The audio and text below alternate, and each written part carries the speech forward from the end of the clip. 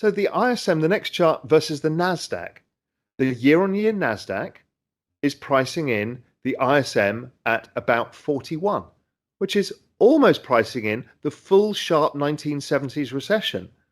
So it's already priced it in, or close to it. Maybe there's another leg lower. The S&P in this terms would be somewhere like about 45, 46, so pricing in a recession. Discretionary stocks, consumer discretionaries, are the same as the NASDAQ, pricing in a full recession. The growth end of tech, the really growthy stuff, that's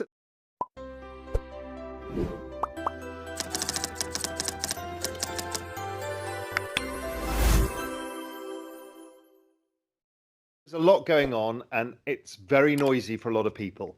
So I'll see if I can distill my thoughts down. It really is a follow-on for the last piece I did on Real Vision on the platform and explained to people my macro view, which was that we were very likely to be going into recession. It was likely to upset markets for a period of time. And there were certain markers I was looking for that would usher into the next phase. So I'm going to walk you through in a bit more detail now where we are now. So the first chart that I want to show is the Financial Conditions Index, which is basically a combination of commodity prices, the rate of change of rates, and the rate of change of the dollar. That against the ISM, which is the Purchasing Managers Survey, which is a good guide to the business cycle, is a 9-month lead. It's one of the best indicators we've got. And what it shows is financial conditions tightened by the fastest rate in history. And that is leading us to expect that the economy is going to have a Wile E. Coyote moment where the ISM goes from 53 down to, let's say, 35. 35 is a severe, sharp recession. Now, that indicator is already bouncing as bond yields are starting to come off. And I'll come on to this a bit in a minute, and oil's come off a little bit. And it's kind of suggests we're going to see a sharp recession. Now, last time I spoke about previous recessions and times that have looked similar. The one I've been following the most is 1973, 1974, where we had the Arab oil embargo.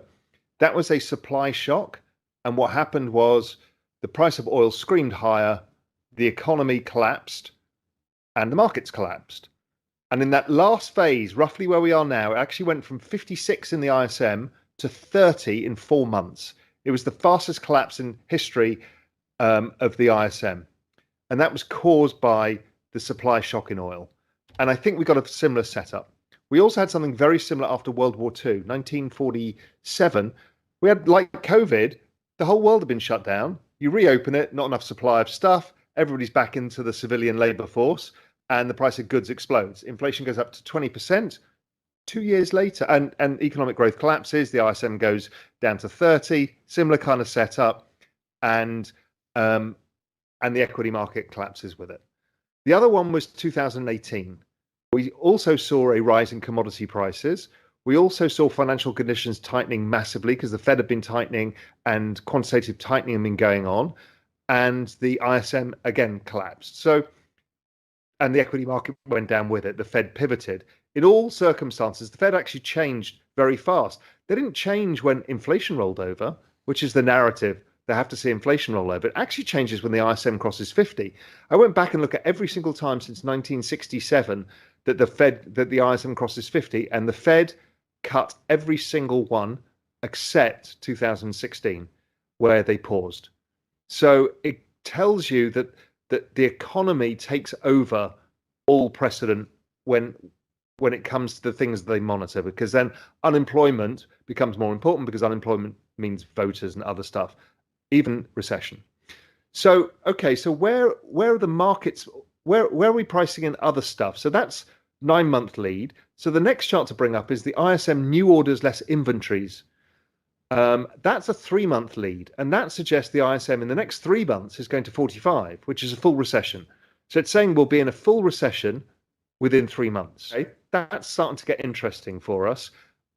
Now, the issue here is inventories. So the next chart is the chart of wholesale inventories of durable goods. I mean, that chart is shocking. And there's different types of inventories, and most of them show something similar. is that inventories have gone up because everybody stocked because of the supply issue. They overstocked and now demand has gone. Demand has gone because the financial conditions have tightened, and inflation has taken away discretionary spending. So now everybody's got too much stock. Now, building of inventories is positive for GDP in the equation for GDP, and releasing inventories is negative. Normally, to get rid of inventories, you lower prices too. So that starts to get interesting to say, if they're going to have to clear all this inventory, they're probably going to have to lower prices. So that's the next big debate, inflation. The next part of this equation, I've laid out what I think is demand destruction writ large, and it's already in the data. So then what does that mean for CPI? So if we use the same inventories to new orders ratio, which is the next chart, this leads CPI. Now, CPI, if you can see on this, is crazily elevated. Now, that's because of the Russia situation and some of the supply situation. But it's also not unprecedented. Yes, the level is high, but if you peek on that chart back at 2008, what we had was inventory to sales got to zero and crossed it. But meanwhile, we had this peak in CPI still. Now, the Fed were cutting through that, by the way, and they did it in other periods too, similar.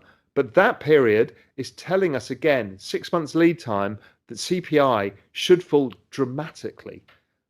Now, if I go on to the next chart here, it's the chart of commodities. Remember when Peter Zeihan came on and shocked us all to say we're going through a world food shortage?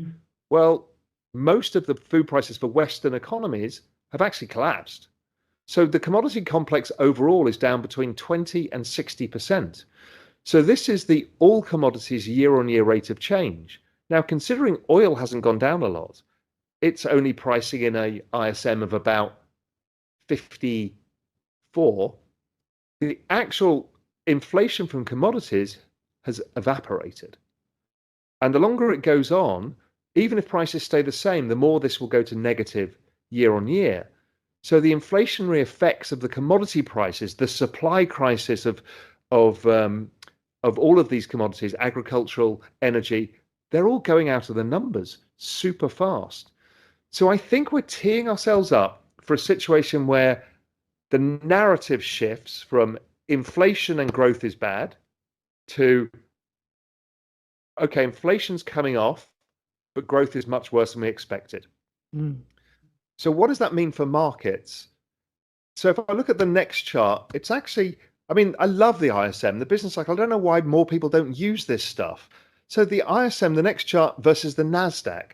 The year-on-year NASDAQ is pricing in the ISM at about 41, which is almost pricing in the full sharp 1970s recession. So it's already priced it in, or close to it. Maybe there's another leg lower. The S&P in this terms would be somewhere like about 45, 46, so pricing in a recession. Discretionary stocks, consumer discretionaries, are the same as the NASDAQ, pricing in a full recession. The growth end of tech, the really growthy stuff, that's at 39. So that's really pricing in a full recession. That's it for today, guys. If you found this video useful, then don't forget to like the video and share this knowledge with your friends and family. And don't forget to check out the full video, link is in the description. Thank you.